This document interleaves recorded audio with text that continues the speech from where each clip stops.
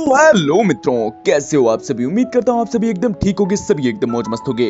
तो गाइस, स्वागत है आप सभी का द सुपर क्यूब के एपिसोड 12 में। बताना चाहूंगा ये सीरीज का लास्ट एपिसोड होने वाला है, या फिर बोले तो इस सीरीज के सीजन 1 का लास्ट एपिसोड होने वाला है। एंड आई डोंट नो कि भाई इस सीरीज का सीजन 2 कब आने वाला है। जब भी आएगा मैं उसको भी आप लोगों के लिए एक्सप्लेन कर दूंगा। एंड अगर कोई ऐसा एनीमे हो जिसको आप लोग चाहते हो कि भाई मैं उसको एक्सप्लेन कर दूं, भाई मेरे को आप लोग कमेंट में उसके बारे में बता सकते हो। लेकिन भाई होना वो न्यू एनीमे चाहिए, क्योंकि भाई मेरे को न्यू एनीमे एक्सप्लेन करने में काफी ज्यादा मजा आता है एंड आपको भी देखने में मजा आएगा।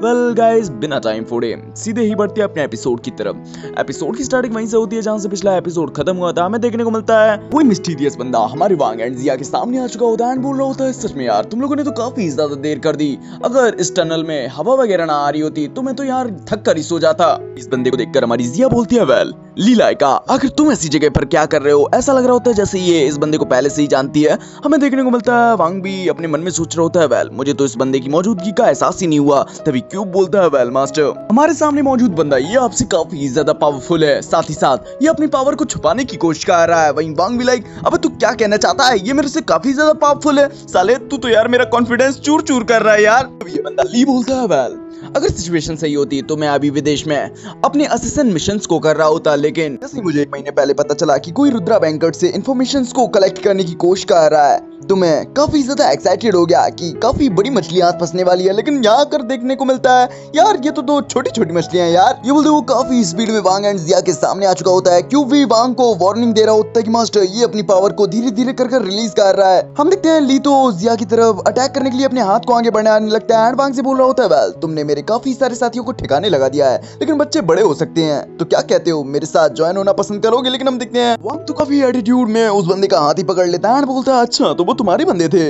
हमें देखने को मिलता है अब ली को भी गुस्सा आ चुका होता है एंड बोलता है, हाँ तो क्या हुआ। लेकिन देखने को मिलता है वो कुछ और बोल पाता उससे पहले ही वांग इस बंदे पर अटैक कर देता है। लेकिन इस चीज का असर ली पर बिल्कुल भी नहीं होता। वो अपने हाथ को सामने ला चुका होता है एंड वांग के कुनाए वाले अटैक को एकदम बेकार कर चुका होता है। अब देखने को मिलता है ली ने अपने हाथ को एक एक्स में कन्वर्ट कर लिया होता है एंड अब वो वांग पर अटैक करने लगा होता है। वहीं जिया अपने मन में सोच रही होती है, वेल मुझे लगा था आयरन फिस्ट लीलाइका का एक निकनेम है, लेकिन मुझे क्या पता था ये बंदा अपने हाथ को एक आयरन एक्स में बदल लेगा। ये सोचते हुए फाइनली ली पर अटैक कर देती है। लेकिन हमें देखने को मिलता है ली ने तो मात्र अपने हाथ को बैक साइड में फोल्ड करते हुए उसके अटैक से काफी इजीली बच चुका होता है। हमें देखने को मिलता है जिया भी इस चीज को देखकर काफी ज्यादा एकदम हिली हुई होती है। वहीं हम ली को देखते हैं वो तो काफी गुस्से में आ चुका होता है एंड बोल रहा होता है, तुम नन्हे कॉकरोचों को क्या लगता है तुम जैसे चूजे मेरा कुछ बिगाड़ सकते हैं। ये बोलते वो वांग पर एक लात मार देता है, जिससे कि वांग तो काफी दूर जाकर गिरता है। हमें देखने को मिलता है अब ली तो भाई जिया की तरफ बढ़ने लगा होता है, लेकिन इतने में ही वांग अपनी टेलीपोर्टेशन का यूज करते हुए भाई ली के जबड़े पर ये काफी तगड़ी सी लात जड़ देता है, जिससे कि भाई ली के तो फेस का पूरा स्ट्रक्चर ही एकदम हिल सा चुका होता है। लेकिन हम देखते हैं ली खुद को संभालते हुए भाई वांग की लात को ही पकड़ लेता है एंड वांग को गोल गोल घुमाते हुए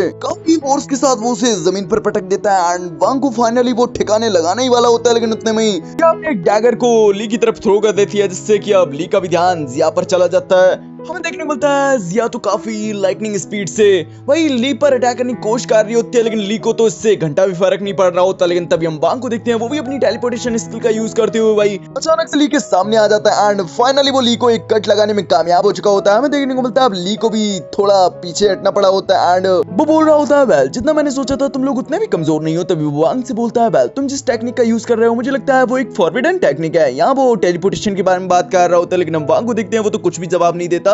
वहीं जिया वांग से बोल रही होती है, वेल अगर हम लोग साथ मिलकर इस पर अटैक करें तो कितने चांसेस हम लोगों के जीतने के हैं। तभी वांग बोलता है, वेल अभी हमारा फोकस जीतने पर नहीं यहाँ से निकलने पर होना चाहिए एंड मुझे लगता है अगर हम लोग साथ मिलकर काम करें तो हम लोग यहाँ से निकल सकते हैं, लेकिन ये इतना भी इजी नहीं होने वाला। तभी वो क्यूब से बोलता है, वेल क्यूब मैं उस new skill divine best owl का यूज करना चाहता हूँ, इसी वजह से तुम मेरी एनर्जी को मेरे इस कुनाए में डाल दो। वहीं क्यूब लाइक, मास्टर मैं ऐसा कर तो सकता हूँ, लेकिन इसमें पास होने के चांसेस काफी कम है एंड अचानक से ये फट भी सकता है अगर फेल हो गए तो। साथ ही साथ इस प्रोसेस के दौरान आपके क्यूब के सभी फंक्शंस भी बंद हो जाएंगे एंड आप क्यूब की किसी भी फैसिलिटी का यूज नहीं कर पाएंगे। वहीं वांग भी लाइक, मुझे कुछ नहीं सुनना, अभी के अभी इससे शुरू करो। हमें देखने को मिलता है उसने जैसे ये बोला ही होता है क्यूब भी अपनी प्रोसेस को शुरू कर देता है एंड अब तो भाई ली के एक एक अटैक भाई वांग को काफी ज्यादा तकलीफ दे रहे होते हैं। हमें देखने को मिलता है वांग को इतनी तकलीफ में देखकर अब जिया पर भी रहा नहीं जाता एंड वो अपनी स्वॉर्ड से ली पर अटैक कर देती है, लेकिन हम देखते हैं ली तो मात्र अपने एक ही फटके में भाई उसकी स्वॉर्ड को काफी दूर फेंक देता है एंड लिया पर भी अटैक करने ही वाला होता है, लेकिन हम देखते हैं उतने में ही वांग ली पर अटैक करने के लिए आगे बढ़ जाता है, लेकिन हमें देखने को मिलता है भाई क्यूब की पावर अब ना होने की वजह से भाई ली तो भाई वांग को काफी बुरे तरीके से पीट रहा होता है। हमें देखने को मिलता है ली अकेले ही इन दोनों को काफी बुरे तरीके से कुटाई कर रहा होता है एंड वो वांग की कंडीशन को नोटिस करते हुए बोलता है बैल बच्चे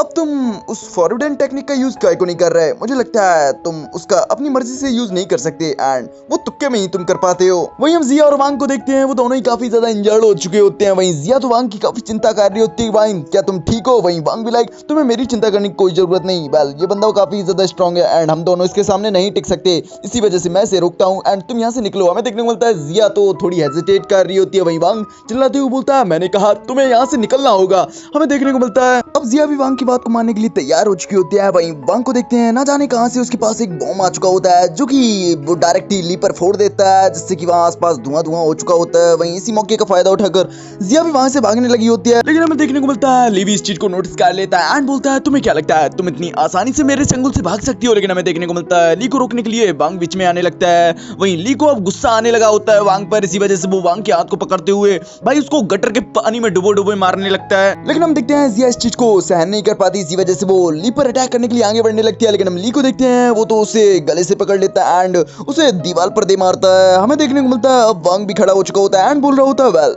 चचा जी उस लड़की पर क्या ध्यान दे रहे हो, अभी हमारी लड़ाई खत्म नहीं हुई है। वहीं ली भी लाइक अरे बच्चे हमारी लड़ाई आखिर शुरू ही कब हुई थी, ये बोलते हुए काफी तगड़ा सा पंच वांग के पेट पर जड़ देता है। हमें देखने को मिलता है वांग तो अभी भी ली पर अटैक करने के लिए आगे बढ़ रहा होता है, जिससे कि अब ली को भी काफी गुस्सा आने लगता है, क्या तेरे को मरना है क्या? ये वो तो वांग पर एक काफी तगड़ी सी लात जड़ देता है, लेकिन हम देखते हैं वांग का एटीट्यूड अभी भी बिल्कुल नहीं बदला होता है एंड बोल रहा होता है चचा जी तुम में इतना ही दम है। हमें देखने को मिलता है अब तो भाई ली को और भी गुस्सा आने लगता है कि लगता है तुम्हें थोड़ा डर का एहसास कराना पड़ेगा, नहीं तो तुम अपने से बड़ों की रिस्पेक्ट करना कभी सीख ही नहीं पाओगे। ये बोलते हुए वांग की तरफ आगे बढ़ रहा होता है। वहीं वांग भी अपने क्यूब से पूछ रहा होता है वेल मेरी पावर्स को कुनाए में मर्ज होने में कितना समय लगने वाला है? वहीं क्यूब भी लाइक 1 से 2 मिनट लग सकता है। वहीं वांग भी लाइक यार ये तो कुछ ज्यादा ही समय है। वहीं क्यूब बोल रहा होता है मास्टर आपका कुछ ज्यादा ही ब्लड बह चुका है एंड अगर इससे ज्यादा बहा तो आपकी लाइफ पर भी खतरा आ सकता है। हमें देखने को मिलता है क्यूब ऐसी बातें बोल ही रहा होता है, लेकिन इतने में ली भाई वांग के काफी करीब आ चुका होता है एंड वांग की गर्दन पकड़ लेता है। हमें देखने को मिलता है वांग को तो काफी तकलीफ हो रही होती है। वहीं ली बोल रहा होता है वेल तुम ये सब किसके लिए कर रहे हो, पैसों के लिए, औरतों के लिए या फिर हीरो वाले टाइटल के लिए? लेकिन इससे कुछ नहीं होने वाला, तुम्हारे एफर्ट्स बेकार जाएंगे क्योंकि रिजल्ट बिल्कुल भी नहीं बदलने वाला, जो कि है तुम्हारी हार। तो मुझे बताओ कि आखिर तुम्हारे मुझे किस पार्ट को सबसे पहले काटना चाहिए? ये बोलते वो वांग की गर्दन को और भी ज्यादा टाइटली कसने लगता है, जिससे कि अब वांग भी काफी ज्यादा तड़पने लगता है एंड वो अपने मन में सोच रहा होता है वेल आखिर मैं ये सब किसके लिए कर रहा हूँ? ऑफ कोर्स मैं ये सब उसके लिए कर रहा हूँ। ये बोलते हुए याओ को याद करने लगता है, लेकिन तभी हम देखते हैं वांग को प्रोटेक्ट करने के लिए आ चुकी होती है वहां जिया, जो कि आते साथ ही भाई ली के आर पार अपनी स्वॉर्ड को कर चुकी होती है। वहीं वांग बोल रहा होता है आखिर तुम यहाँ काय को आई? वहीं जिया बोल रही होती है वेल मुझे किसी का एहसान रखना बिल्कुल भी पसंद नहीं है। तभी अचानक से भाई क्यूब वांग को वार्निंग देने लगता है कि मास्टर भले ही ये बंदा ली इंजर्ड हो चुका है, लेकिन इसके अभी भी बॉडी फंक्शंस काफी अच्छे से काम कर रहे हैं एंड आपकी दोस्त खतरे में है। हमें देखने को मिलता है वांग चिल्लाते हुए बोलता है जिया संभल कर। हम देखते हैं अब जिया भी थोड़ी अलर्ट हो चुकी होती है एंड जैसे ली अटैक करता है जिया पर, जिया भी बैक अटैक कर देती है। हमें देखने को मिलता है इन दोनों के दरमियान काफी तगड़ी फाइट चलने लगती है, जिसमें से ऑफ कोर्स ली जिया पर काफी भारी पड़ रहा होता है एंड थोड़ी देर में वो उसे हरा भी देता है।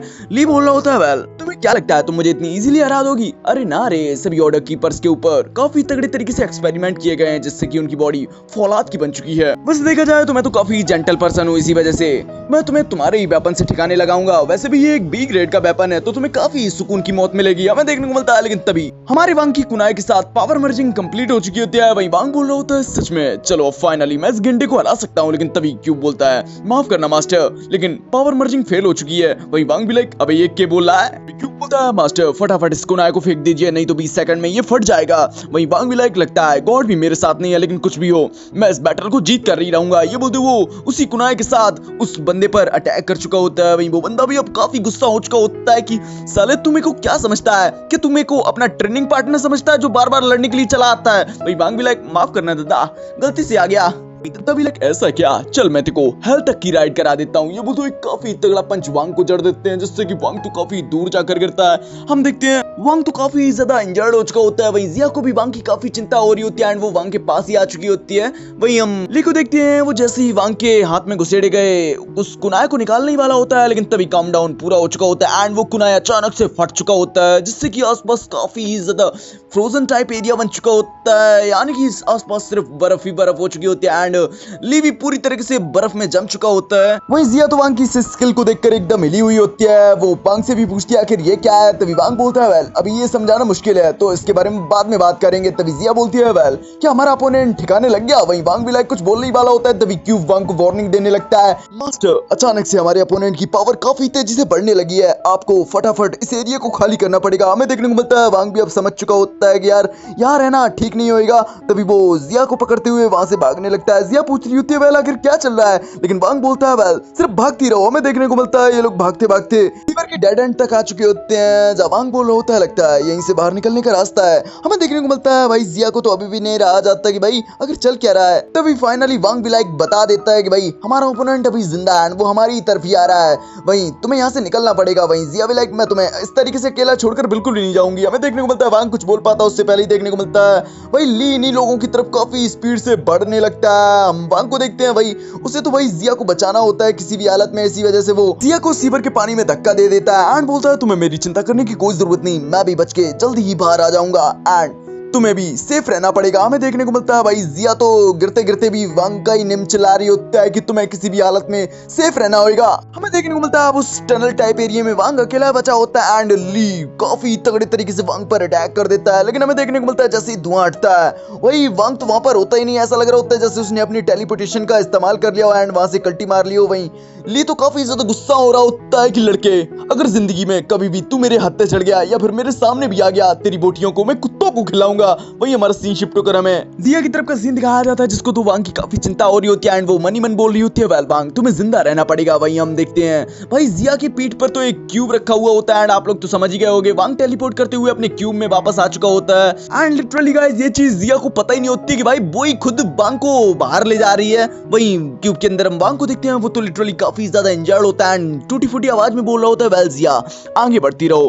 तभी हमारे सीन शिफ्ट होकर हमें कुछ दिनों बाद का सीन दिखाया जाता है, जहां फाइनली वांग पूरी तरीके से रिकवर हो चुका होता है एंड अपनी कॉलेज की तरफ बढ़ रहा होता है। वो अपने मन में सोच रहा होता है वेल मुझे ये अभी भी सपना ही लगता है कि मैं फाइनली उन मॉन्स्टर्स से बच निकला, लेकिन मुझे अभी भी ये काफी नहीं लगता क्योंकि यान लाओ, शिंगू क्वीन एंड याओ बहुत सी चीजें हैं जो कि मुझे अभी जाननी बाकी हैं। मुझे जल्द से जल्द पावरफुल बनना पड़ेगा जिससे कि मुझे एंड मेरे किसी भी साथी को कोई बुली ना कर पाए। यहाँ वो याओ की बात कर रहा होता है, लेकिन तभी अचानक से अपना सीन शिफ्ट होकर हमें जिया की तरफ का सीन दिखाया जाता है, जहाँ उसने अपने बंदों से कहकर वांग को अपने पास बुला लिया होता है। भाई वांग बोल रहा होता है वेल आखिर तुमने मेरे को यहाँ पर काय को बुलाया, तुम्हारे बंदे लोग कुछ सुपर ह्यूमन आईडी एंड किसी कंपटीशन की बात कर रहे थे। तभी जिया बोलती है वेल मैं चाहती हूँ तुम हमारा एटीसी ज्वाइन करो। वहीं वांग भी लाइक अरे यार पहले बताओ तो आखिर ये एटीसी है क्या।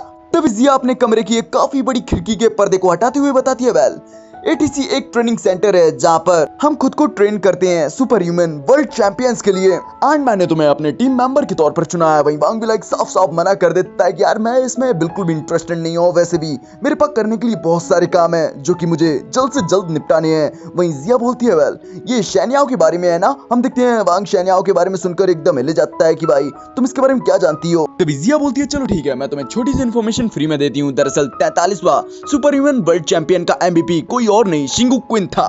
तभी वांग भी लाइक वेल आखिर तुम उसके बारे में कितना कुछ जानती हो, मुझे सब कुछ जानना है। तभी जिया बोलती है वेल मैं जितना जानती थी उतना तुम्हें बता दिया है। वेल तुम्हें बता दूं वो बंदा छुपने में काफी ज्यादा अच्छा है, साथ ही साथ अगर उसकी पावर की बात की जाए तो उसकी पावर काफी ज्यादा इनक्रेडिबल साथ ही साथ टेरिफाइंग है। वेल मैं तुम्हें बस इतना बता दूं तुम उसे अकेले कभी भी नहीं ढूंढ सकते। मैं तुम्हें एडवाइस करूंगी कि तुम्हें मेरे साथ कंपटीशन में पार्टिसिपेट करना चाहिए, खुद के लिए भी साथ ही साथ शैनियाओं के लिए भी। तभी वांग को देखते हैं, वो भी कुछ सोचते हुए हाँ बोल देता है एंड बोलता है वेल पर मेरी एक कंडीशन है, मैं चाहता हूँ तुम मुझे शिंगू को ढूंढने में मेरी मदद करो। हमें देखने को मिलता है भाई जिया भी इस चीज के लिए मान चुकी होती है एंड इन लोगों के दरमियान डील पक्की हो चुकी होती है। हमें देखने को मिलता है जिया तो काफी ज्यादा खुश होती है कि भाई मेरे सभी टीम मेंबर्स एकदम पूरे हो चुके हैं। वेल हो सकता है हम लोगों को इसके बाकी के मेंबर्स से अगले सीजन में मिल पाया जाए। वहीं हम वांग को देखते हैं, वो अपने मन में सोच रहा होता है वेल चिंगू क्वीन बस तुम मेरा इंतजार करो, मैं जल्द से जल्द पावरफुल बनके तुमसे अपनी याओ को वापस ले लूंगा, चाहे इसके लिए मुझे कुछ भी करना पड़े। एंड गाइस इस सीन के साथ हो जाता है द सुपर क्यूब के सीजन 1 का लास्ट एपिसोड यहीं फिनिश। वेल गाइस आप लोगों को ये एपिसोड कैसा लगा कमेंट में जरूर बताना, पसंद आया प्यार से लाइक कर देना एंड चैनल पर नए हो अब तक सब्सक्राइब नहीं किया तो फटाफट चैनल को सब्सक्राइब करके बेल आइकन को ऑल पे सेट कर लो, जिससे मेरे न्यू एपिसोड न्यू अपडेट्स का नोटिफिकेशन आप लोगों को पहले से पहले मिलता रहे गाइस। तो गाइस अब तुम्हारा भाई मिलेगा किसी न्यू सीरीज के साथ, तब तक के लिए बाय बाय, सायोनारा, ख्याल रखिए अपना।